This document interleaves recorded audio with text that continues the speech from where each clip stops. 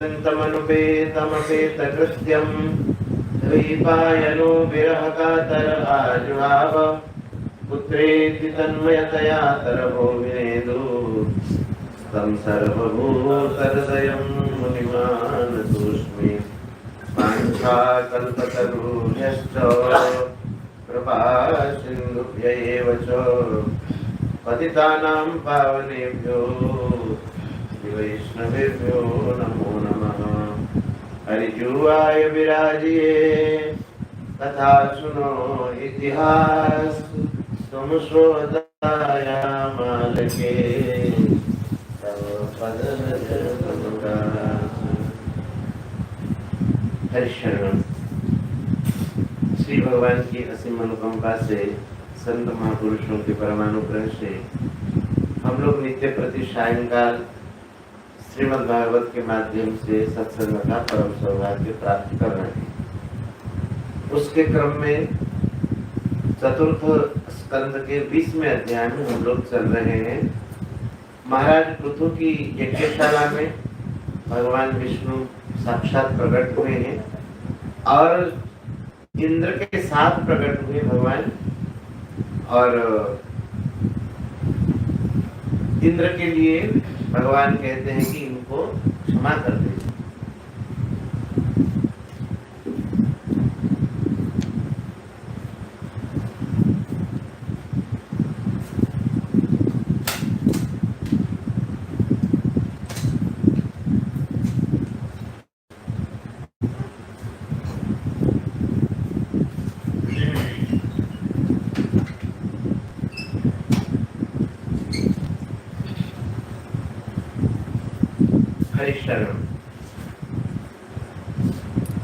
तो उस क्रम में भगवान समझा रहे हैं, बड़ा ही सुंदर भाव है 5वां श्लोक।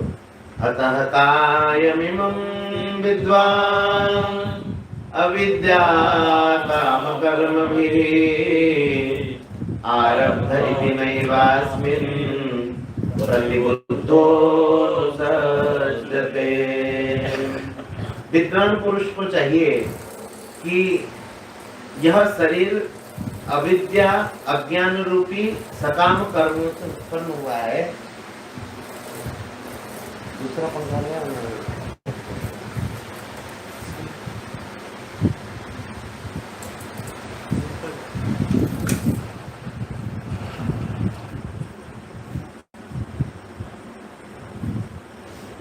ऐसा समझ करके न अनुसज्जते, इसमें आसक्त नहीं होते हैं। असंसक्तः शरीरेऽस्मिन् नमुनोत्पादिते गृहे अपत्ये द्रविणे वापि कः कुर्यान् ममतां बुधः। देखिए, पहले मैं भाव होता है, उसके बाद मेरा भाव। शरीर को जब हम पहले मैं मानते हैं और शरीर के प्रति आसक्त होते हैं, उसके साथ जो ममता वाली चीजों में ममता होती है। जैसे मेरा पुत्र, मेरा घर, मेरी गाड़ी, मेरा आश्रम, मेरी पत्नी, जो शरीर के प्रति ममता अहम भाव होने के बाद इनमें सब कुछ ममता का आरंभ होता है। इसीलिए कहते हैं असंशक्तः शरीरेस्मिन्, अस्मिन् शरीरे असंशक्तः, जो शरीर में ही आसक्त नहीं होता है। अमुना उत्पादिते गृहे, अमुना माने इस शरीर के द्वारा जो उत्पादित घर है, अपत्य है, द्रविण, अपत्य समझते हैं, पुत्र आदि, द्रविण माने धन, तो घर में पुत्र स्त्री आदि में और धन में वा अभी कह कुर्यान ममताम बुधः, कह बुधः ममताम कुर्यात। ऐसा कौन ज्ञानवान होगा जो ममता रख सकता है। अर्थात जब शरीर के प्रति मैं भाव नहीं रहता है तो शरीर के साथ जितने भी संबंधित है उनके प्रति भी मेरा भाव नहीं रहेगा। देखो, जैसे अविद्या काम्य कर्म से शरीर उत्पन्न हुआ, उसी प्रकार से शरीर से जितने भी संबंधित हैं ये भी कर्म के अनुसार हुए हैं। नहीं, कोई पुत्र हुआ है, कोई संतान हुई है, कोई पत्नी हुई है, तो ये कर्मानुसार मिले। कर्मानुबंध से ही कोई सुख देने के लिए, कोई दुख देने के लिए इस रूप में आ जाते हैं।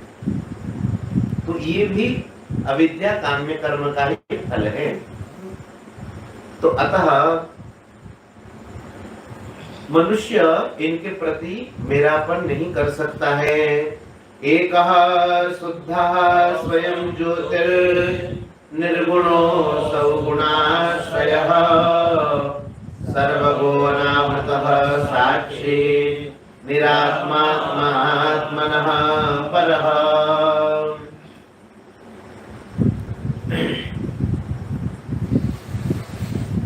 बोले कि आत्मा कैसा है? एकः, वह अद्वितीय है, परम शुद्ध है, स्वयं ज्योति, स्वयं प्रकाशमान है, निर्गुण, तीनों गुणों से रहित है। लेकिन गुणाश्रय असौ, यह जो आत्मा ये सब गुणों का आश्रय है। तीनों गुण इनके आश्रय में रहते हैं, लेकिन ये गुणों के वशीभूत नहीं है। और सर्वगः, सर्वगः माने सर्वत्र जाने वाला, सर्वत्र गच्छति, सर्वव्यापी जिसको कहते हैं। अनावृतः, किसी से वो ढका नहीं है। और साक्षी, सबको देखने वाला है, सबका साक्षी है। और निरात्मा है और आत्मा है। आत्मनः परः, जो शरीर से पर है। यहाँ एक आत्मनः माने शरीर, जो आत्मनः परः वह आत्मा भी है और निरात्मा है? निरात्मा माने आत्मा से रहित।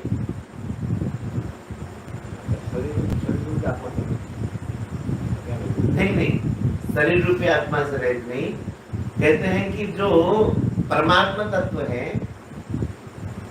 वह निरात्मा भी है। निरात्मा माने जैसे हर एक की अलग अलग आत्मा है, तो अलग अलग दिखता है, लेकिन किसी में वो है नहीं, उससे भी अतीत है। तो एक का हो गया तो दूसरे का कैसे हो सकता है? इस दृष्टि से कह रहे हैं कि निरात्मा। और य एवं संतमात्मानं आत्मस्थं वेद पुरुषः नाच्यते प्रकृतिस्थोऽपि तद्गुणैः समैः स्थितः। बहुत ही सुंदर भाव देते हैं। कहते हैं कि यह एवं संतम आत्मानम आत्मस्थम वेद पुरुषः, यह पुरुष जो मनुष्य इस प्रकार से जानता है। क्या? आत्मस्थम यहाँ का मतलब एक आत्मा का अर्थ देह। आत्मस्थम मान देह में जो स्थित है ना? देह स्थित आत्मानम आत्मास्थम संतम आत्मानम, देह में विराजमान, देह में स्थित आत्मा को जो पुरुष इनसे अतीत मानता है, न इज्जते प्रकृतिस्थोपि तद गुणैः समैः स्थितः। और प्रकृति में रहने पर भी जो प्रकृतिस्थ गुणों में आसक्त नहीं होता है। समझ आए? गीता जी में नहीं कहा है कि क्षेत्र क्षेत्र ज्ञेयोरेवं अंतरम ज्ञान चक्षुषा भूत प्रकृति मोक्षं च ये विदुर यान्ति ते परम। कहते हैं कि जो शरीर में स्थित होने पर भी इस आत्मा को शरीर से अलग मानते, क्षेत्र क्षेत्र का ज्ञान, तो वह प्रकृतिस्थः अपि, प्रकृति में स्थित होने पर भी तद गुणैः न इज्यते, प्रकृति के गुणों में वह आसक्त नहीं होता है। अर्थात वह प्रकृति के जो तीनों गुण हैं उनमें वह लिप्त नहीं होता है, क्योंकि सब मयि स्थितः, वो मुझ में स्थित है। कौन मुझ में स्थित है? जो शरीर से अपने आप को भिन्न मानता है, रहता तो शरीर में लेकिन इससे भिन्न है और प्रकृति के गुणों से जो मोहित नहीं होता है, भगवान कहते हैं कि इसलिए कि वो मेरे में स्थित है। यह स्वधर्मेण माम नित्यम निराशी श्रद्धयान्वितः भजके सनकैस्तस्य मनोराजन प्रसीदति। देखो भागवत के आरंभ में श्री शौनक जी महाराज जी ने 6 प्रश्न किए थे। उनमें से एक प्रश्न है आत्मा संप्रसीदति, मनुष्य प्रसन्न कैसे? ज्ञान योग की दृष्टि से तो कह दिया, अब भगवान भक्ति योग की दृष्टि से कहते हैं कैसे मनुष्य आनंद को प्राप्त होता है। यह स्वधर्मेण, जो स्वधर्म से, स्वधर्म माने अपने अपने धर्म, जीव का धर्म तो है ही, और जिसको जो धर्म पालन के लिए अवसर मिला है, जैसे आप लोगों को पढ़ने का अवसर मिला है तो आपका ये स्वधर्म है, तो अपने अपने धर्मों से माम और श्रद्धयान्वितः, यह निराशी ही कामना शून्य होकर के श्रद्धा से युक्त होकर के माम नित्यम भजते, नित्य मेरा भजन करते। देखो भगवान से कुछ पाने की इच्छा से जो भगवान का भजन करते उनको तो थोड़ा मिलता है, लेकिन भगवान का भजन जो निष्काम भाव से करते हैं, केवल भगवत प्रसन्नता के लिए जो भगवत भजन करते हैं, भगवान कहते हैं सनकैः तस्य हे राजन मनः प्रसीदति, धीरे धीरे उनका मन परम प्रसन्नता को प्राप्त हो जाता है। प्रसन्नता को प्राप्त होता का मतलब प्रसादे सर्व दुखानाम हानिरस्योपजायते, जब भगवान का भजन करता रहता है मन राग द्वेष से मुक्त हो जाता है तो परम आनंद को प्राप्त हो जाता है। ठीक है। परित्यक्त गुणः सम्यक् दर्शनो विशदाशयः शान्तिं मे समवस्थानं ब्रह्म कैवल्यम् श्रुते। कहते कि परित्यक्त गुणः सम्यक दर्शनः, जो सम्यक दर्शी हो जाते हैं और जिन्होंने गुणों का परित्याग किया, गुण माने विषय, विषयों के साथ जिनका राग द्वेष पूर्वक संबंध नहीं हुआ, इसका मतलब वो विषयों का त्याग कर चुके हैं। और विशदाशय, उनका अंतःकरण निर्मल है, विशद, विशद माने बृहद, निर्मल, शुद्ध। ऐसे जो विशदाशय वाले हैं, जो सम्यक दर्शन वाले हैं, वे विषयों का परित्याग करके शांति में समवस्थानम, मम समवस्थानम शांति, वह परम शांति को प्राप्त हो जाते हैं, ब्रह्म को प्राप्त हो जाते हैं, कैवल्यम अश्नुते। देखो 3 बातें कह रहे हैं, एक शांति, एक ब्रह्म की प्राप्ति और एक कैवल्यम अश्नुते। 3 क्यों कह रहे हैं? शांति जो है कर्म योग से मिलती है और ब्रह्म की प्राप्ति ज्ञान योग से, और कैवल्य पद जो है वो भक्ति योग से। इसीलिए तीनों को कहते हैं जो विषयों से अधिक हो जाते हैं, भगवान का भजन करते हैं, उनको तीनों चीजें मिल जाती हैं। ठीक है। उदासीन विवाध्यक्षम द्रव्य ज्ञान क्रियात्मना कुटस्थमिमात्मानं यो वेदाप्नोति सोवनम्। कहते हैं कि उदासीनम इव अध्यक्षम द्रव्य ज्ञान क्रियात्मना, है ना। शरीर कैसा है? द्रव्य शक्ति इसमें है और ज्ञान है और क्रिया है ना, और इनके सबके साक्षी होने पर भी द्रव्य ज्ञान क्रियात्मना है उदासीनम इव अध्यक्षम, ये द्रव्य ज्ञान और क्रिया आदि के सबके साक्षी होने पर भी जो उदासीन की तरह रहते हैं, उदासीन मतलब इससे ऊपर उठे रहते हैं और कूटस्थ के समान रहते हैं। और वो कौन है? कूटस्थम इमम आत्मानम यो वेद, है ना। शरीर कैसा है? द्रव्य, ज्ञान और क्रिया। शरीर में 3 शक्तियां हैं। एक द्रव्य शक्ति, हमारे ये तो द्रव्य ही है, इसमें ज्ञान शक्ति है। एक क्रिया शक्ति, पंचम अध्याय में एक जगह आया है ना कि भूयः बनौका इव जानति बंधनम प्राप्तानुजातिं त्वयेत जन्तवः ज्ञानम क्रिया द्रव्य कलाप संवृता, है नहीं? तो शरीर कैसा है? द्रव्य शक्ति भी इसमें है, शरीर खुद ही एक द्रव्य है, इसमें ज्ञान शक्ति है और क्रिया करने की शक्ति, हम कुछ कर पाते हैं। तो शरीर, ज्ञान, क्रिया,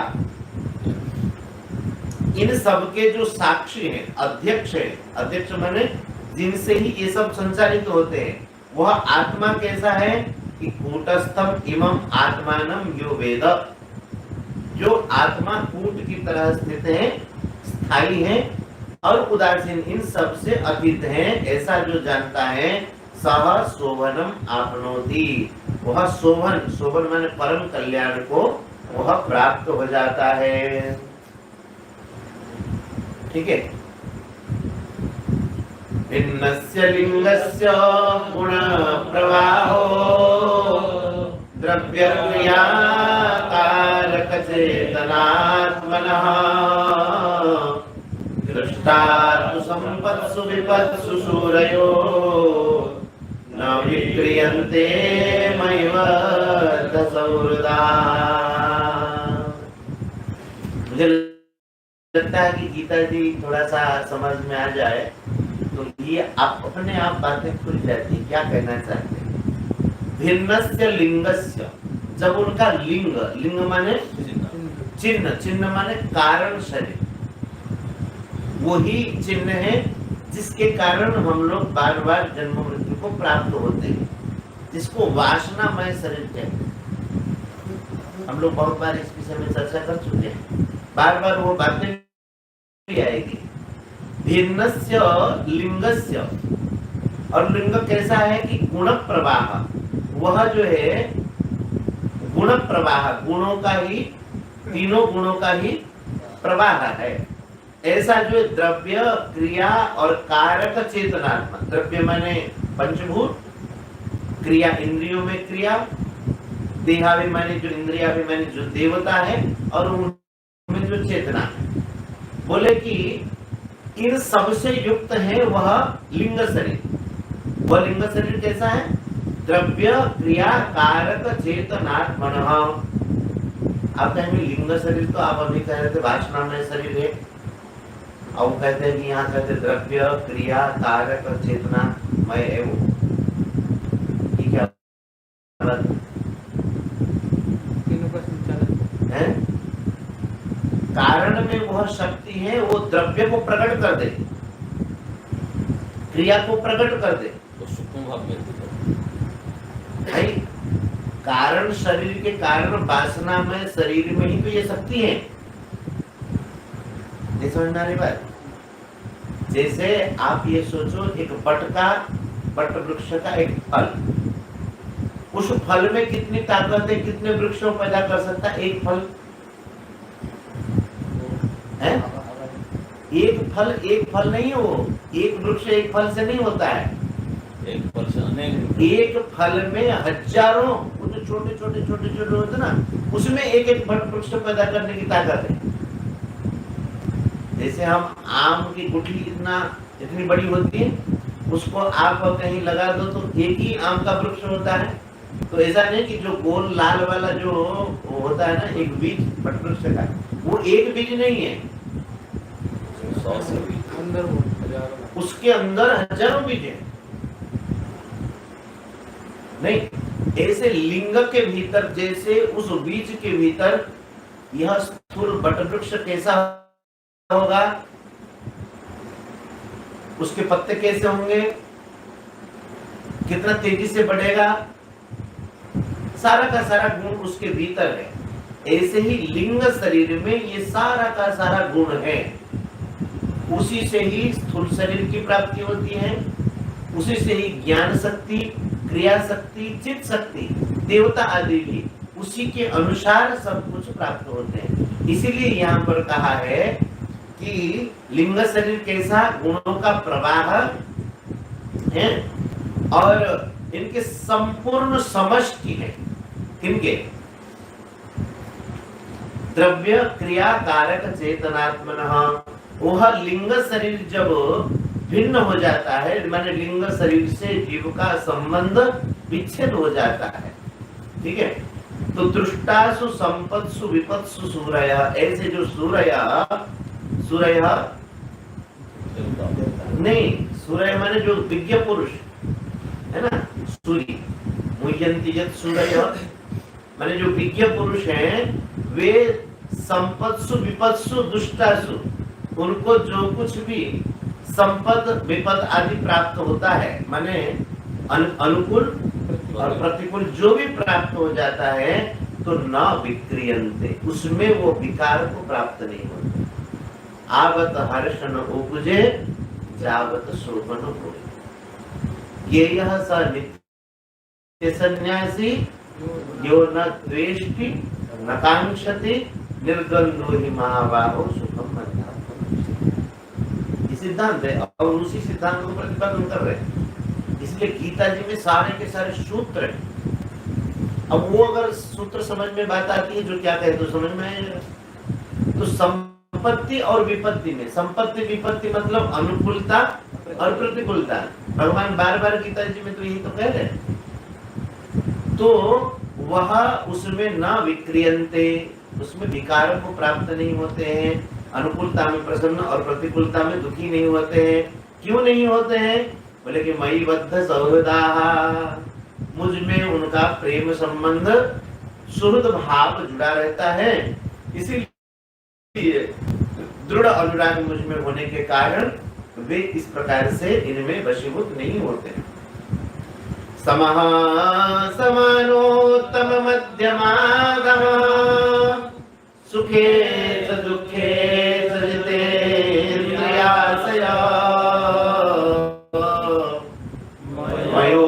मयोपकृताखिल लोक संयुतो वितत्स्व वीराखिल लोक कारणम्।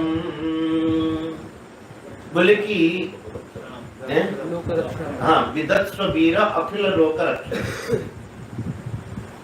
कहते हैं कि हे वीर, अखिल लोक रक्षणम विधत्स्व, आप अब सारे जनता का, प्रजा का पालन करो, पोषण करो, इनकी रक्षा करो। लेकिन कैसे? समः, समभाव हो, इसमें समानोत्तम मध्यमा धम, उत्तम मध्यम और अधम, ऐसे सबके प्रति समभाव हो। देखो क्या विचित्र बात है, सम व्यवहार नहीं, समभाव। जो सम व्यवहार करते उनके भीतर कभी समभाव आएगी नहीं। इसलिए बार बार भगवान कहते इस बात को ध्यान देना चाहिए कि सम व्यवहार एक ही करता है। वो कौन है? यमराज। यमराज करे सम व्यवहार। सम व्यवहार माने वो सबको उठा कर ले जाता है। अगर मनुष्य सम व्यवहार करना शुरू किया तो समझो कि उसका पतन शुरू हो गया। जैसे आपको समझाए, माँ, बहन और स्त्री, कर देगा एक व्यक्ति सम व्यवहार?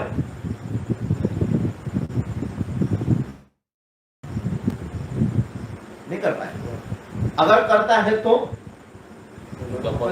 वो पशु है। नहीं, व्यवहार की कभी समता लानी नहीं चाहिए। आज जो कहता है हम सबके साथ खाओ तो प्रेम बढ़ेगा, सबके साथ बैठ करके खाओ एक पत्तल में तो लड़ाई होगी, प्रेम नहीं बढ़ता है, उससे रोग बढ़ता है। अब ये शायद समझ में ना आए। सबके साथ सम व्यवहार करने वाला कभी अच्छा नहीं होता। अच्छा, मनुष्य कर भी नहीं सकता सम व्यवहार, इसलिए कहते विद्या विनय संपन्ने ब्राह्मणे कवि हस्तिनी सुनी चैव स्वभाकेच पंडिता सम दर्शन दर्शिना। पंडित भाव में समभाव रखो, अपने अपने वर्णाश्रम धर्म में रहो, लेकिन व्यवहार सम न करो, भाव सम करो। सर्वे भवन्तु सुखिनः, ये हमारी संस्कृति। सबको सुख, हिंदू हो, मुसलमान हो, ईसाई हो, क्रिश्चियन हो, कोई भी हो, दुखी कोई ना रहे। सर्वे सन्तु निरामया। ऐसा नहीं कि हम भी मुसलमान की टोपी पहनकर घूमे, बोले हम सब व्यवहार करते, एकदम मूर्ख है। जिस वर्ण में, जिस आश्रम में हमें पालन करने को मिला, उस हिसाब से चलो। बाकी सब के प्रति सम व्यवहार रखो, नहीं सम भाव रखो। वही कहते हैं कि सम भाव रखें। किनके प्रति? समानोत्तम मध्यमाधम, इनके प्रति सम बुद्धि रखें, सम भाव रखें।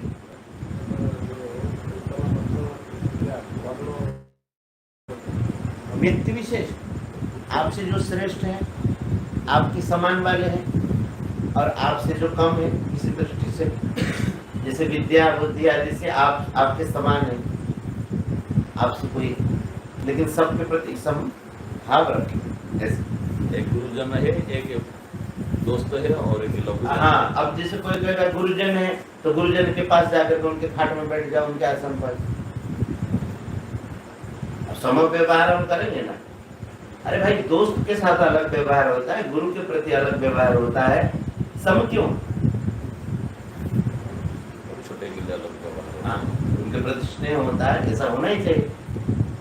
तो कहते हैं कि सुखे च दुखे च जितेंद्रियाशय, जो जिन्होंने आशय और अंतःकरण को जीत लिया, मन को और आशय को, इंद्रियों को, जो नहीं तुम जीत करके ऐसा, इसमें सुख दुख में क्या हो जाओ?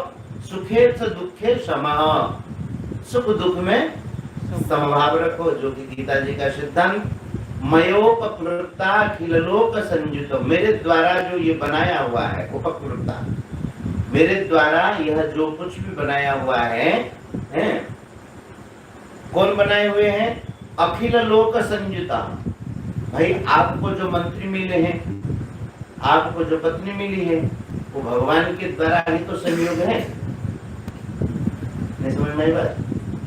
भगवान कह रहे मयोपक्लुप्ता अखिल लोक संयुता, मेरे द्वारा जो सृष्ट है, जो विधान मेरे द्वारा बने हुए हैं, उनके माध्यम से हे वीर अखिल लोक रक्षणम विधत्स्व, सारे प्रजा का आप जो है, सारी प्रजा का पालन करो, उनकी रक्षा करो। कहते कि देखो, बहुत सुंदर बात बताइए, राजा को कैसा होना चाहिए? श्रेयः प्रजापालनमेव राज्ञाम् यत्साम्पराये सुकृतान् षष्ठमंसम् हर्तान्यथा हतः पुण्यं प्रजानां मरणशिता करहारो गमति। कहते हैं कि देखो, श्रेयः प्रजापालनम एव राज्ञः श्रेयः, प्रजा का पालन करना राजा का परम कर्तव्य और परम कल्याण के लिए ही है। माने राजा का परम कल्याण किसमें होगा? प्रजा के पालन में। राजा का अर्थ ही समझाया था, रंजयती राजा, जो प्रजा रंजन करे उसी का नाम राजा। राजा क्यों नाम दिया है? राजा बैठ करके सिंहासन में हाथ पर फैला करके सो जाए इसलिए राजा नहीं है। तो प्रजाजनों को जो सुख प्रदान करे सब से, उसको कहते हैं राजा। तो कहते हैं राजा का क्या धर्म है? राज्ञा प्रजा पालन एवं श्रेय, राजा का धर्म है प्रजा की पालन करना। ठीक है, इससे क्या होता है? यद सांपराय सुकृतान षष्ठमंश, सांपराय माने मृत्यु के बाद परलोक में प्रजा को अगर राजा धर्म में चलाते हैं, प्रजा को भाई भक्ति करो, भजन करो, पूजन करो, एकादशी करो, और भी बढ़िया कार्य करो, अगर राजा इसमें लोगों को चलाते हैं तो उनके जो पुण्य का छठा अंश राजा को मिलता है। छठा अंश कितना होगा? जैसे 100 पुण्य हुआ, 100 का छठा अंश राजा को मिल जाएगा। लेकिन किस राजा को? प्रजा पालन है। जो प्रजा पालन करेगा और प्रजा को जो धर्म में लगाए। लेकिन इस विषय में राजा का, आजकल के जो राजा है उनको कम बोध है। आजकल कोई राजा नहीं है, वो सब मंत्री है। हाँ मंत्री है तो, लेकिन काम तो राजा का ही कर रहे हैं ना। राजा का काम नहीं कर रहे, मंत्री का काम कर रहे हैं। मंत्री का खबर काम, पड़ी है। हाँ। लेकिन शासन तो उन्हीं के हाथ में है। हाँ। तो करना क्या चाहिए? जैसे आप ये सोचो, उड़ीसा में हर गांव में भागवत टूंगी नहीं, भागवत गांव में पढ़ते थे, अब लुप्त तो हो गया। तो सरकार को चाहिए उसकी व्यवस्था करे, फिर चालू करे हैं? हाँ, गांव में कीर्तन सुन, जैसे छता दे देते, जोता दे देते, मजीरा दे और मृदंग दे, कीर्तन करने वालों को प्रोत्साहित करें, तो उससे उनका जो पुण्य होता है राजा को वह मिलता है। षष्ठ अंश माने छठा अंश राजा को मिलता है। उड़ीसा नहीं, ये तो हर जगह, केंद्र सरकार को भी राज्य सरकार को भी इस काम में लगना चाहिए जिसमें की दृष्टि कम है। बाकी लाभ तो देते हैं लेकिन प्रजा को धर्म में नहीं लगाते। देखो, राजा अगर प्रजा को धर्म में लगाता है तो पुण्य मिलता है, अगर अधर्म में प्रवृत्त कराता है पाप मिले। लिखा ही है भागवत जी में। तो कहते हैं कि यत् सांपराये सुकृतात् षष्ठमंशम हर्ता, उसके छठे अंश का ये हर्ता माने लेने वाले बनते हैं। लेकिन अन्यथा ऐसा अगर नहीं करते तो हृत पुण्यः प्रजानाम अरक्षिता करहारो घमत्ति, प्रजा से तो कर ले वसूल कर ले, कर टैक्स जिसको कहते हैं, income tax, sale tax, road tax सब ले लें, कर तो ले लें, लेकिन प्रजा का पालन नहीं करे। प्रजानाम अरक्षिता, अगर प्रजा की रक्षा नहीं करता है तो अघम अत्ति, अघम पापम, वो पाप ही खाता है। कर ले लिया और प्रजा का पालन न करे तो वो पाप भागी होता है, ऐसा कहते हैं। भगवान कहते हैं एवं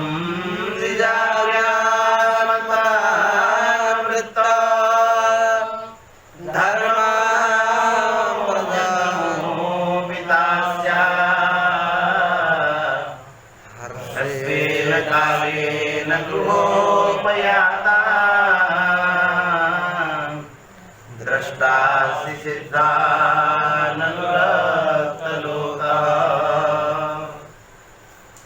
क्या बढ़िया बात कहते हैं। बोले कि इस प्रकार से, एवं इस प्रकार का भाव रख के प्रजा को धर्म में लगाया जाए। द्विजाग्र्यानुमतानुवृत्त धर्म प्रधान, जो द्विजाग्र्य, द्विजाग्र्य माने श्रेष्ठ ब्राह्मण, श्रेष्ठ ब्राह्मण माने विज्ञ पुरुष, जो वेद तत्वों के ज्ञाता है, जो धर्म के ज्ञाता है। ब्राह्मण का मतलब केवल शारीरिक दृष्टि से ब्राह्मण को नहीं समझाते हैं, जो वेद तत्व के ज्ञाता है उन्हीं को ही विशेष भाव से कहते हैं। शरीर से ब्राह्मण भी ब्राह्मण है, लेकिन मुख्यतः जो धर्म तत्व के ज्ञाता है, जो वेद तत्व के ज्ञाता है, उनकी सम्मति से। देखो, दो बातें कहते, एवं द्विजाग्र्यानुमता और अनुवृत्त धर्म प्रधान। बोले कि जो धर्म के अनुसार है, परंपरा से, अनुवृत्त माने पूर्व परंपरा से जो आपको धर्म प्राप्त हुआ है ना, इस प्रकार से धर्म को अपना करके, और अन्यतमः अभितास्याः, जो सबकी रक्षा करे, इस प्रकार से अनासक्त होकर के, और सबकी जब आप पालन करेंगे तो ह्रस्वेन कालेन माने थोड़े ही समय, ह्रस्व ह्रस्व किसको कहते हैं? एकमात्र भवेत् हर्ष। लघु को ह्रस्व कहते हैं और दीर्घ दुई मात्र। हाँ, तो दीर्घ को दीर्घ कहते हैं, ज्यादा ज्यादा समय, दीर्घेन कालेन कह सकते, लेकिन यहाँ कहते हैं ह्रस्वेन काले। तो ह्रस्व काल मतलब थोड़े ही समय में गृहोपयातान, गृह का उत्तम कार्य करके, है ना, नहीं, गृहोपयातान सिद्धान दृष्टा असी, आपके गृह में जो आएंगे, घर बैठे ही वो आप अपने आप चल करके आपके घर में आ जाएंगे। कौन कौन आ जाएंगे? सिद्धांत भाई, सनकादि महापुरुष आपके यहाँ पर आएंगे। अगर इस प्रकार से आप प्रजा पालन करेंगे न्याय पूर्वक, तो क्या करेंगे? अनुरक्त लोग, आपके प्रति लोगों का बड़ा भाव रहेगा, सब लोग जो है आपकी प्रशंसा करेंगे, और यह सुन करके प्रजा पालन से प्रसन्न होकर के आपके पास सिद्ध लोग माने सनकादि महापुरुष आपके घर बैठे ही आपके पास आकर के पहुंचते हैं। दृष्टा असी, इनके आप दर्शन कर सकेंगे। बोले कि हे राजन वरम चमत कंचन मानवेंद्र गुणेश्वतेयं गुणशील यंत्रिता नाहं मखेर्वै सुलभस्तपोवीर योगेन वाय समचेतवर्ती। क्या बढ़िया बात है। ये श्लोक सब बहुत ही मार्मिक बात। बोले कि हे मानवेंद्र, हे राजन, मानवों में जो श्रेष्ठ है, वरम च मत कंचनम वरम वृणीष्व, मुझसे आप कुछ वर मांग लें, क्योंकि अहम ते तव गुणशील यंत्रित, आपके गुण और शील से मैं यंत्रित हो गया हूँ। यंत्रित माने बंध गया हूँ। अब क्या इनका गुणशील क्या प्रकट हुआ है? नहीं, और जो उनके बात मानते और कुछ ब्रह्मा जी के कहने पर इन्होंने अपने मन की बात छोड़ दी। हम लोग होते 99 यज्ञ कर चुके हैं, सभी थी संपन्न, एक यज्ञ होने वाला ही है संपन्न, और उसमें बार बार चोरी करके ले जाए घोड़ा कोई है? अरे आप फुटबॉल खेलते, कोई बल चोरी करके ले जाए तो आप क्या करें? मारने के लिए। कोई समझाएगा, मारे जी आप चुप रहो, उसको अभी देखते कैसे ले जाए है? और अगर आपसे कमजोर हो तो और कूट पीट करके उसको ले आए। नहीं, महाराज राजा कोई सामान्य नहीं, इंद्र तो इनके सामने कुछ नहीं है, चटनी बना देते ही उनको। लेकिन ब्रह्मा जी ने कह दिया, बेटा ये सब क्या आपकी अपेक्षा नहीं है, मत करो, लेकिन जैसे आज्ञा। बड़ों की बात मानना, शील स्वभाव इसी को कहते हैं। कितना शील है। भगवान ने कहा कि गुणशील यंत्रित, आपने अपने गुणों से, क्षमा भाव से और अपने सहनशीलता से आपने मुझे बांध दिया। तो जिनके भीतर ये सद्गुण होते हैं और सहनशीलता जिनके भीतर होती है, भगवान कहते हैं नाहम मखैर्वै सुलभस्तपो भी, किसी यज्ञ से और तपस्या से मैं सुलभ नहीं हूं। कोई यज्ञ करके और तपस्या करके मुझे प्राप्त कर ले, मैं ऐसा सुलभ नहीं हूं। और योगेन वा, योग साधना से भी मैं सुलभ नहीं हूं। लेकिन सुलभ कैसे हूं? कि यत् समचित्तवर्ती, जिनके हृदय में समचित्त माने समभाव जिनके भीतर है, दूसरों के प्रति क्षमा भाव है, ऐसे समचित्तवर्ती के हृदय में मैं विराजमान रहता हूँ। और योग, मख, तप, योग आदि के द्वारा मैं सुलभ नहीं हूँ। इस प्रकार से श्री भगवान ने पृथु महाराज को कुछ मांगने के लिए कहा। तो मैत्रेय जी महाराज क्या कहते हैं? मैत्रेय उवाच सैत्थं लोकगुरुणा विश्वक्सेनेन विश्वजित् अनुशासितादेशं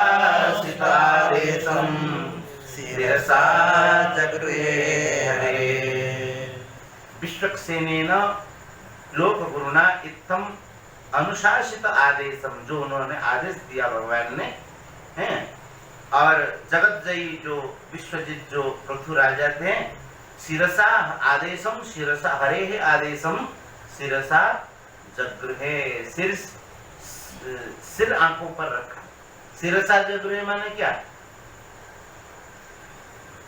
सिर पर रखा, जैसे सिर पर रखते सम्मान दिए, हैं, सम्मान दिए उनको। सिर पर रखा का मतलब ऐसा नहीं कि उनको कोई सिर पर ढोके चल रहे, उनका बात को सम्मान दिया। मान लिया उनका। हम कहते हैं महाराज आपके आदेश से सिर आंखों पर, सिर आंखों पर मतलब सिरोधार। आंख के ऊपर कोई चीज कोई नहीं रखता, क्यों रखेगा कोई? लेकिन सिर आंखों पर मतलब माना महाराज पहली आपकी बात की जाए, इसको हम टाल ही नहीं सकते, ऐसे रखें, ठीक है। स्पृशन्तं पादयो प्रेम्णा दीर्घं तेन कर्मणा सतक्रतुं परिस्वज्य विद्वेषं विसर्जव। सतक्रतु इंद्र भी वहीं पर थे, वो बड़े व्रीडितम बने लज्जित हो गए थे, क्योंकि स्वेन कर्मणा व्रीडितम सतक्रतुम, अपने कर्म में जो व्रीडा माने लज्जा को प्राप्त हो गए थे, और पादयो प्रेमणा स्पृशंतम, जो उनके चरणों को छू रहे थे, लज्जित होकर के चरणों को छू रहे थे। तो ऐसे जो शतक्रतु के प्रति परिस्वज्य प्रेमणा परिस्वज्य विद्वेषम विसर्जः, महाराज पृथु ने प्रेम पूर्वक उनको हृदय में लगा करके, जो द्वेष भाव था, इनके मन में तो द्वेष था ही नहीं पहले से ही, फिर भी उन्होंने मनोमालिन्य को दूर कर दिया।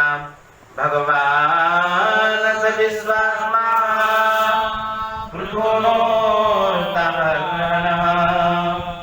समुज्जिहानया गृहीत चरणाम्बुजः।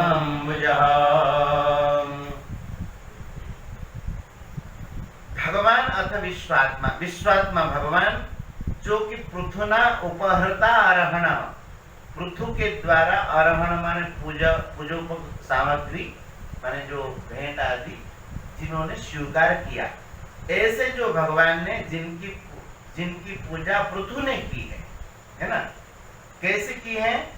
समुज्जिहानया भक्त्या, उज्जिहानया भक्त्या माने एकदम उत्कृष्ट भक्ति से, जो भक्ति उज्जिहान हो, उज्जिहान माने क्षण क्षण में जो भक्ति बढ़ती रहे, उस भक्ति के द्वारा गृहीत चरणाम्बुजः, पृथु महाराज ने भगवान के चरणों को पकड़ रखा है, पकड़ लिया है। और देखो क्या कहते हैं, प्रस्थानाभिमुखो मनोग्रह विलंबितः पश्यन् पद्मफलासाक्षो न प्रशस्ते सुरसताम्। बड़ा सुंदर भाव देते हैं। भगवान की पूजा कर ली पृथु ने, ठीक है। अब पूजा वूजा होने के बाद क्या करते हैं? संत लोग भी भंडारा होने के बाद, दक्षिणार्थ मिलने के बाद अब चले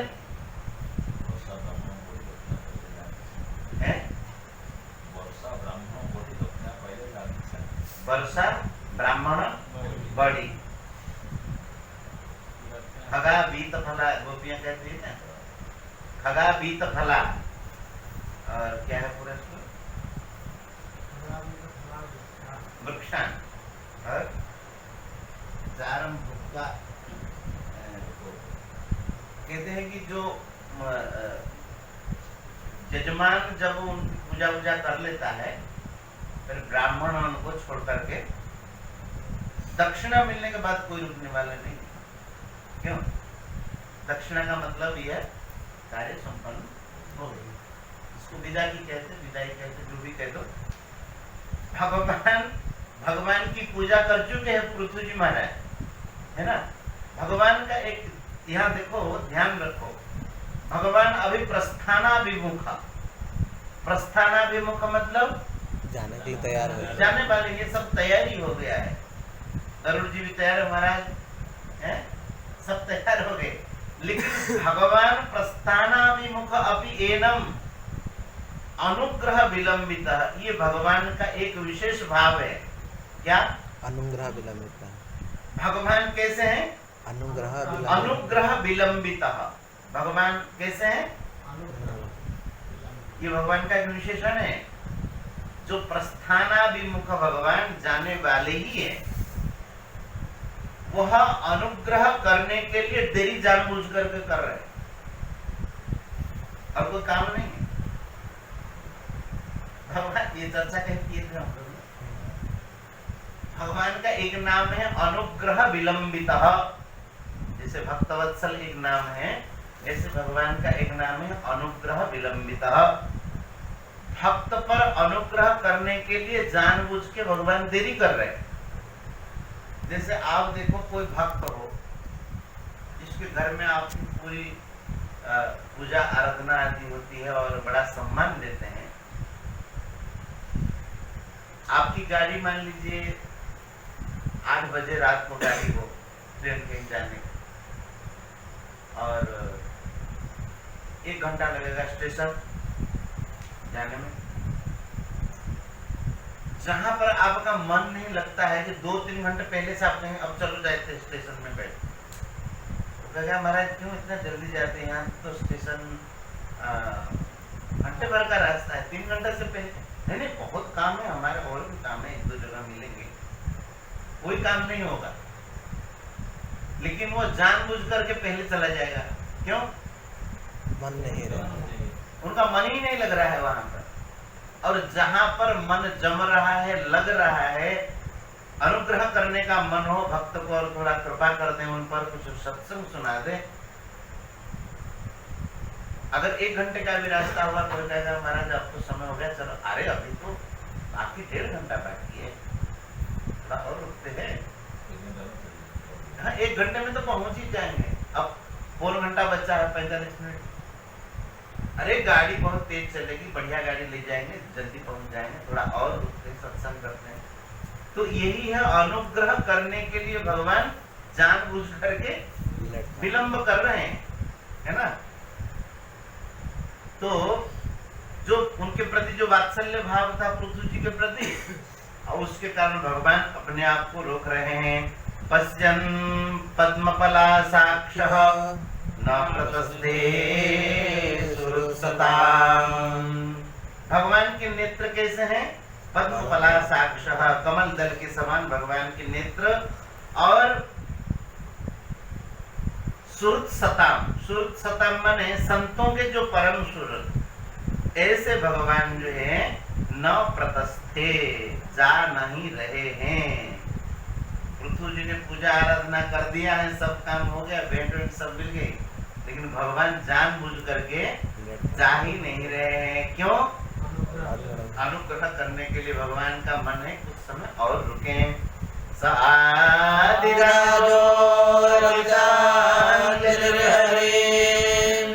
विलोकितं नासकदलोचनः न कंचनो वात्सवास्वविक्लवो हृदोपगुह्यामधात्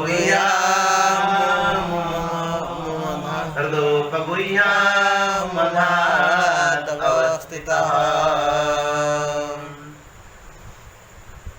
कहते स आदिराजः, स आदिराजः पृथु, रचितांजलि, रचितांजलि माने हाथ जोड़ करके खड़े हुए, है ना।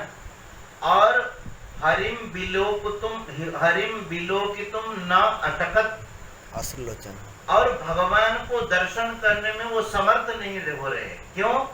कि अश्रुलोचन, उनके नेत्रों से झरझर आंसू झर रहे हैं। उसके कारण जब आंसू बहुत भर जाते हैं नेत्रों में, तो कुछ भी देखने के लिए समर्थ नहीं होते। अर्जुन का भी हुआ था कि नहीं? तं तथा कृपयाविष्ट अश्रुपूर्णाकुलेक्षणम। आकुलेक्षणम माने अश्रुपूर्ण होने के कारण, हाँ, कंठ बाष्प गदगद हो गया और नेत्र आंसुओं से भर गए, तो देखने में समर्थ नहीं। ये तो दुख के आंसू थे, लेकिन अब पृथु महाराज जी के आंसू कैसे हैं? अत्यंत आनंद के कारण आंसू हैं। तो भगवान के दर्शन करने में ये असमर्थ हुए हैं, हाथ जोड़ करके खड़े हुए हैं और कुछ कहने में भी समर्थ नहीं हो रहे। न किंचन उवाच, क्योंकि सब बाष्प विक्लव, बाष्प विक्लव माने कंठ उनका बाष्परुद्ध हो गया, बाष्प के कारण विकल हो गया है, इसलिए न किंचन उवाच, कुछ कह भी नहीं पा रहे हैं, नेत्रों से दर्शन भी नहीं कर पा रहे हैं। और उन्होंने क्या किया? एक काम जरूर किया, हृदोपगुह्या ममुधा अवस्थित, हृदय से भगवान के चरण कमलों को पकड़ करके उन्होंने हृदय से आलिंगन किया भगवान के चरणों को, और हाथ जोड़ करके रक्षितांजलि, हाथ जोड़ करके ऐसे ही खड़े रहे। अथावमृज्या श्रकला विलोकयन् अत्रोक्तदृग्गोचरमापुरुषम् पदाक्रदन्तं क्षितिमंसमुन्नते विन्यस्तहस्तारमुरंगविद्युषा। बहुत समय के बाद ऐसी स्थिति हुई। अथ अवमृज्य अश्रुकला विलोकयन्, नेत्रों में जो उनके आंसू भर गए थे, आंसुओं को पूछा, कुछ प्रकृतिस्थ हुई और भगवान के सुंदर उस रूप का दर्शन करते रहे, है ना। अतृप्त दुग्गोचरम आह पुरुषम, अतृप्त होकर के विलोकयन्, ऐसे देख रहे थे जैसे मान लीजिए कभी तृप्ति हो नहीं रही। रामायण का है ना,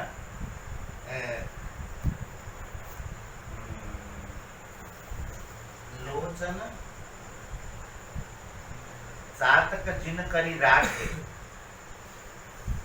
लोचन को माने नेत्रों को जिन्होंने चातक बना दिया, और वह केवल भगवान के लिए जिनके नेत्र हर्ष में व्याकुल है, ऐसे भक्त के हृदय में भगवान विराजमान होते। पूरा उसमें चौपाई दिया है। रहति सदा जलधर अभिलाषे, निदरहि सिंधु सरित बरबारी, रूप बिंदु लकी होई सुखाए। भगवान के रूप का दर्शन करके वो सुखी होता है। वाल्मीकि जी महाराज कहते हैं, हे भगवान, आप उनके हृदय में विराजमान हो जाए जो आपके दर्शन करके परम प्रसन्नता को प्राप्त हो। तो यहाँ पर श्री पृथु जी महाराज भगवान का दर्शन करते हुए अतृप्त दृग्गोचरम आह पुरुषम आह, अतृप्त हो रहे, लेकिन भगवान नेत्रों के सामने दृष्टि के गोचर हुए। ऐसे दृग्गोचर कभी होते नहीं है, लेकिन आज नेत्रों के विषय बने हैं। और भगवान कैसे? पदास्पृशंतम क्षितिमंस उन्नते, चरणों से विन्यस्त हस्ताग्र मुरंग विद्युष, मुरंग विद्युष, उरंग विद्युष, उरंग माने सर्प, और सर्प के प्रति द्वेष भाव रखने वाले श्री गरुड़ जी महाराज, सांप के साथ इनका विरोध है, गरुड़ जी सब सांपों को खा जाते हैं, है ना। ऐसे जो भगवान ने क्या किया? विन्यस्त हस्ताग्रम, हस्ताग्रम माने बाहु का अग्रभाग, माने ये हथेली को कहाँ रखे हैं? गरुड़ जी के कंधे में। विन्यस्त हस्ताग्रम उरंग विद्युष उन्नते, और अंशे नहीं, उन्नते अंशे, उन्नते अंश माने गरुड़ जी का जो उभरा हुआ जो कंधा है वहां पर रखे हुए हैं, और पदाखितिम स्पृशंतम, और चरणों से भगवान नीचे खड़े हुए, पृथ्वी पर खड़े हुए, लेकिन गरुड़ जी के ऊपर भगवान ने हाथ रखा है। इस प्रकार से भगवान को देख करके पृथ्वी जी महाराज तृप्त नहीं हो रहे, उनका मन कर रहा है ऐसे देखते जाए भगवान का मन भी तृप्त नहीं हो रहा है, भक्त को छोड़ के जाए, और भक्त का मन भी तृप्त हो नहीं रहा है, भगवान को मन करता है कि देखते जाए। ऐसे भगवान से पृथु महाराज जी ने क्या कहा, पुरुषम आह पृथुरुवाच। अब पृथु महाराज जी की स्तुति है, बड़ा सुंदर स्तुति। पृथुरुवाच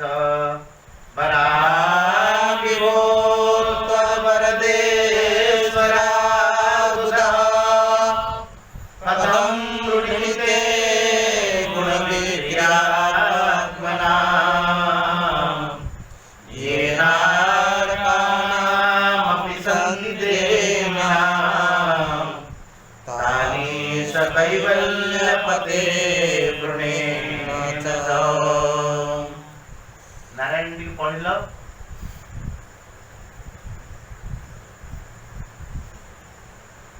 माइक दे दो, माइक दे। वाह वाह।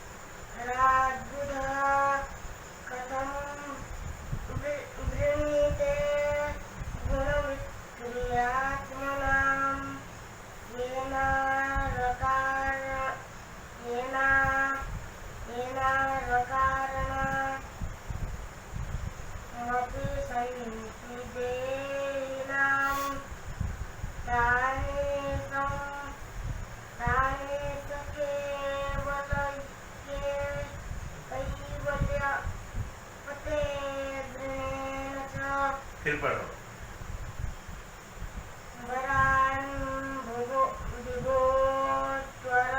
त्वद्वरदे त्वद्वरदे स्वरात्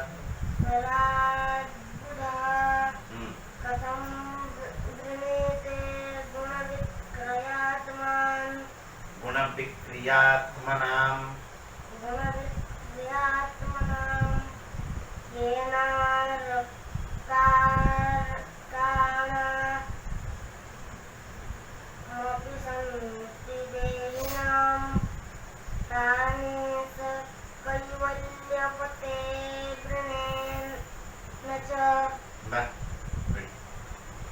पृथु जी महाराज कह रहे हैं कि देखो, हे कैवल्य पते, हे कैवल्य पते, हे मोक्ष दाता। बुधा, बुधा माने कोई भी अगर जानकार पुरुष होगा, विज्ञ पुरुष होगा, थोड़ा भी समझ होगा उसमें। हे विभो, विभो माने आप सर्वसमर्थ है, विभु है, सब कुछ दे सकते हैं। कैवल्य के भी आप पति हैं, आपके अधीन कैवल्य है, जहाँ जिसको चाहिए कैवल्य मुक्ति दे दें। बोले कि कोई भी बुधा माने ज्ञानी पुरुष, थोड़ा जानकार पुरुष, ऐसा वर आपको मांगेगा क्या? त्वद वरदे स्वराट, त्वद वरदे स्वराट, आप जैसे वरदानियों में ईश्वर है, श्रेष्ठ है, ऐसे आपसे गुण विक्रियात्मनाम वरान कथम बुधा ब्रुणीते। आप लोगों को बताया था गुण विक्रियात्मनाम वरान, भाई जो भी वर मांगेगा प्रभु हमें ये दीजिए। क्या दें? अरे एक आश्रम ही दे दीजिए। जो भी मांगेगा, आयु दीजिए, यश दीजिए, श्री दीजिए, जो भी मांगेगा, आपकी दृष्टि में बुद्धि में जो भी आती है, कहां तक? ब्रह्मलोक तक। बोले आ ब्रह्म भुवना लोकाः पुनरावर्तिनोर्जुन। कहते कि हे भगवान, ये सारे के सारे जितने भी जो कुछ भी वर मांगेगा, गुण विक्रियात्मनाम, ये तीनों गुणों का विकार ही होगा। आप लोगों को समझाया था कि नहीं, तीनों गुणों का विकार कैसे सृष्टि है? नहीं समझाया था? सत्व, रज और तम, इन तीनों गुणों का ही विकार है। पूरी सृष्टि में तीनों गुणों का तारतम्य है। तो गुण विक्रियात्मनाम वरान, गुणों का जो एक प्रकार से तारतम्य से युक्त ऐसे किसी वर को कोई ज्ञानी पुरुष क्यों मांगेगा? ये नारकाणम अपिशंति देहिनाम, नारकाणम देहिनाम अपिशंति, ये तो तीनों गुणों का जो विषय है नरक में पड़े हुए प्राणियों को मिल जाता है, बिना मांगे ही मिलता है। श्री प्रहलाद जी महाराज जी ने नहीं कहा असुर बालकों को, सुखम इंद्रियकम दैत्या देह योगेन देहिनाम सर्वत्र लभ्यते दैवात यथा दुखम अयत्नतः, जैसे बिना बुलाए अपने आप दुख आकर के पहुंच जाता है, ऐसे जो ऐन्द्रियकम सुखम, इंद्रियजन्य सुख जो है, ये नारकाणाम अपि देहिनाम संति, ये नारकीय योनि में भी वहां भी सुख मिलता है। बोले कोई भी ज्ञानी होगा उस सुख को मांगेगा क्या? तान ईश कैवल्य तान अहम तान ईश कैवल्य पते वृणने चाहे, कैवल्यपति आपसे हम ऐसा वरदान नहीं मांगते, न वृणे, हम ऐसे वरदान को वरण नहीं करते जो विषय सुख से युक्त हो, तीनों गुणों का विकार हो। देखो श्लोक से व्यंजना क्या आती, भगवान का विशेषण दिया कैवल्य पते, और एक वरदेश्वरात्, वर देने में ईश्वर है, आप कैवल्यपति हैं, विभु है और ईश है। ये सारे विशेषणों से ऐसा प्रतीत होता है, ऐसी ध्वनि निकलती है कि भगवान को और भी विशेषणों से तो संबोधन कर ही सकते थे। वर देने वालों में ईश्वर, भाई किसी को किसी के पास से आपको पैसा निकालना हो, किसी के जेब से उसका जेब ढीला करना हो, तो आप क्या कहेंगे? जाकर के उनको क्या सम्मान करेंगे? आप बहुत दानी हैं। आप जैसे उदार तो संसार में कोई नहीं है। भगवान ने बड़ी कृपा की, आपको खूब धन दिया, लेकिन धन का सदुपयोग तो आप ही कर रहे हैं बहुत बड़ी। हाँ, बिना मांगे। आपके खानदान में कितने हुए? कोई आपके यहाँ से खाली हाथ नहीं जाता। इसका मतलब समझ जाए, वो सम खाली कहाँ देता है? वो सम वहीं पर जाकर के छोड़ता है जो उसका अभिष्ट हो। नहीं, उसको नहीं कहेगा कि महाराज आप बड़े पंडित हैं, आप बड़े संगीत गाते हैं। उन्हीं को कहेगा कि महाराज क्या बढ़िया संगीत गाते, थोड़ा हमें भी सिखा दीजिए। किनको कहेगा? संगीत लेना हो, जिससे धन लेना हो, आपके बगीचे से अगर किसी को आम लेना हो, क्या क्या कहेगा? आपका आम बहुत मीठा है। यहाँ बगीचा है, आम कितने मीठे हैं,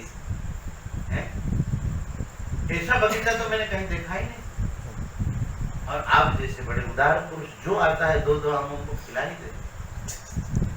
हमें भी बड़ी भूख लगी, एक आधे हमें भी दे दीजिए।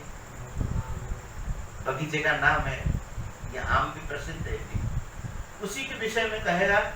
तो पृथु जी महाराज जी ने जितने भी विशेषण दिए, कैवल्यपति आप हैं, वर देने वालों में आप श्रेष्ठ हैं, आप ईश्वर हैं, आप विभु है। इसका मतलब ईश्वर है, आप सर्वसमर्थ हैं। विभु का मतलब आप सर्वसमर्थ हैं। कैवल्यपति मतलब मोक्षदाता आप हैं, और वर देने वालों में श्रेष्ठ, इसका मतलब आप संकोच नहीं करेंगे, मोक्ष हमें दे देंगे। वर देने वालों में आप श्रेष्ठ है ना, वरदेश्वर। भगवान ने कहा कि ये तो बहुत बढ़िया है, हम कैवल्यपति है, मोक्षदाता है, हमसे कैवल्य लीजिए। बोले कि महाराज हम इतने भी मूर्ख नहीं हैं, तो आपसे विषय को तो हम लेंगे ही नहीं, कैवल्य मुक्ति भी हमें नहीं चाहिए। क्या कहते हैं? न कामयेन तदभ्यहं क्वचिन् न यारयुष्मान् चरणाम्बुजाशयः महतमान्तर्हृदयान्मुखचितो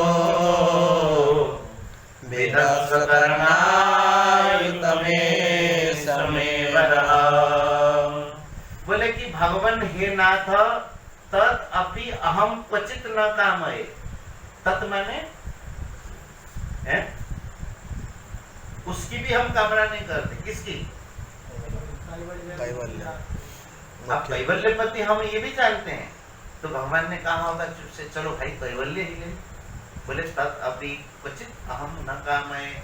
उस कैवल्य पद की हमें वांछा नहीं है।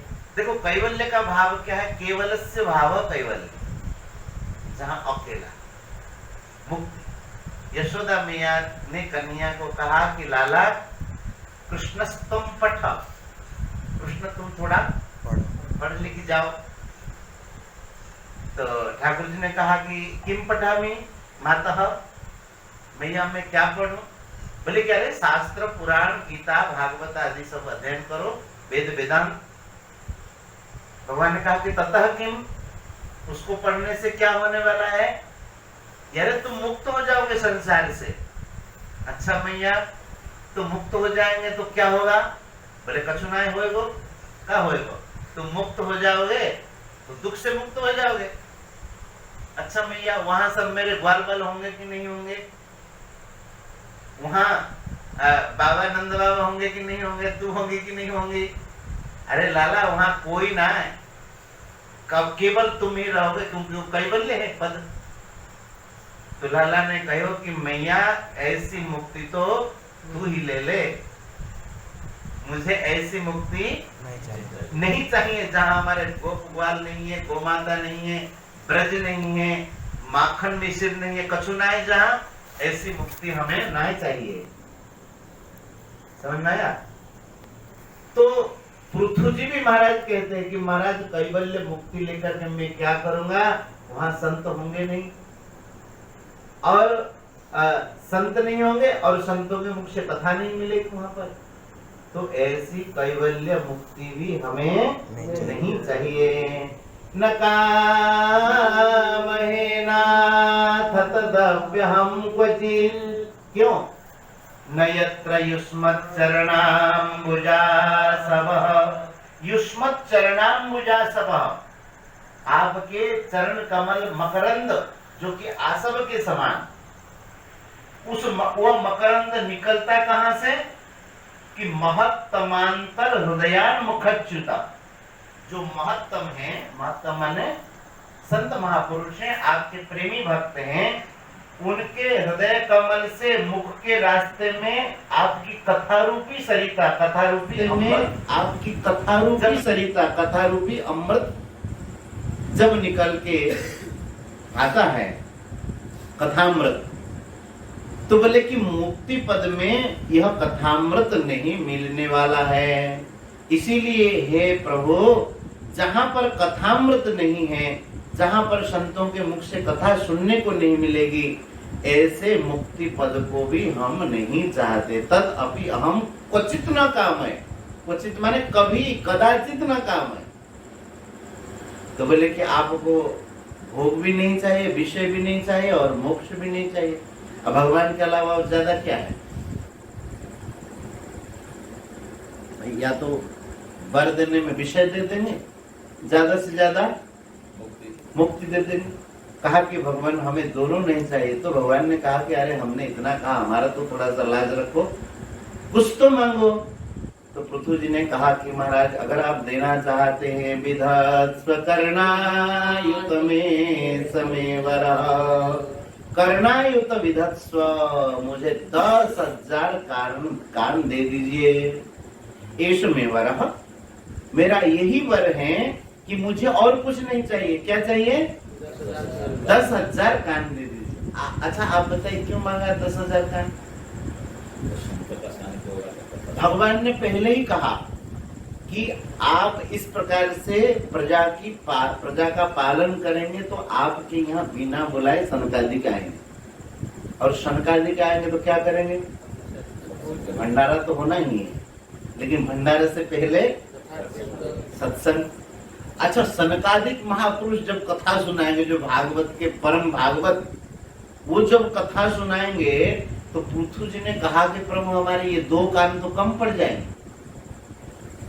क्योंकि कथा सुनने के लिए विशद कान चाहिए। रामायण में कहते हैं ना कि जिनके श्रवण समुद्र समाना कथा तुम्हारी सुभग सरी नाना, भर ही निरंतर होई न पूरे, दिन कह हृदय तुम कह गृह रूरे। तिनके हृदय तुम कह गृह रूरे। रूर माना अति सुंदर भवन आपका है।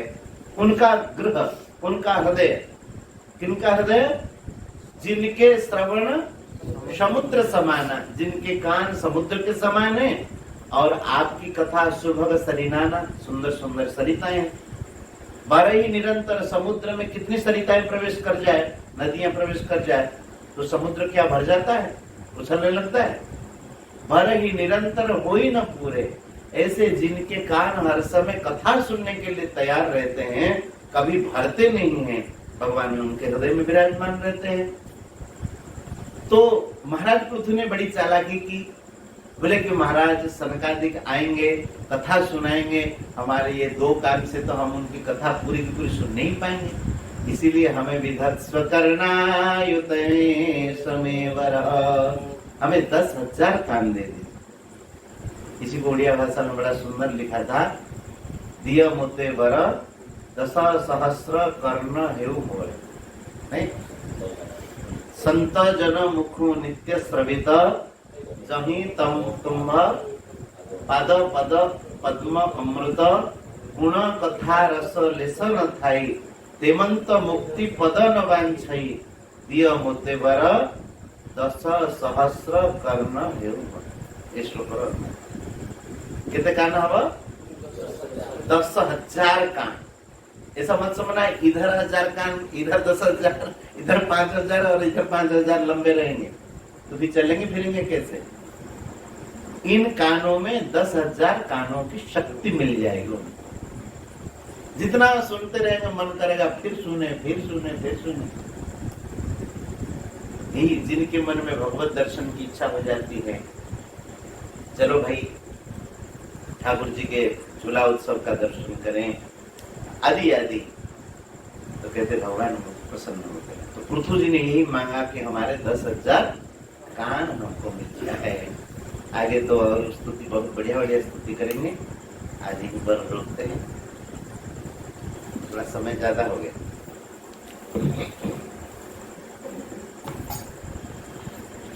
गोविंद जय जय गोपाल जय जय गोविंद जय जय गोपाल जय जय राधा रमण हरि गोविंद जय जय राधा रमण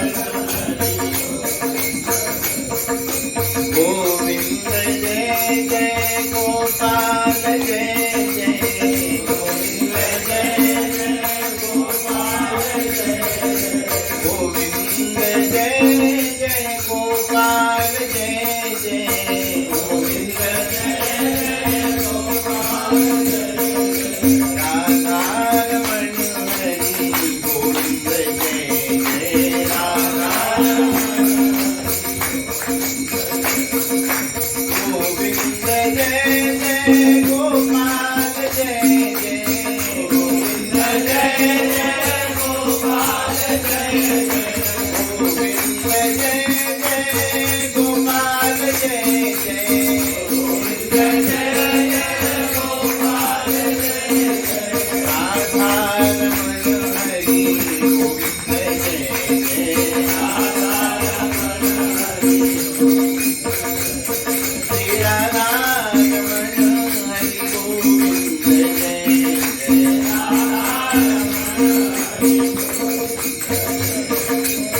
राधा रमण हरि।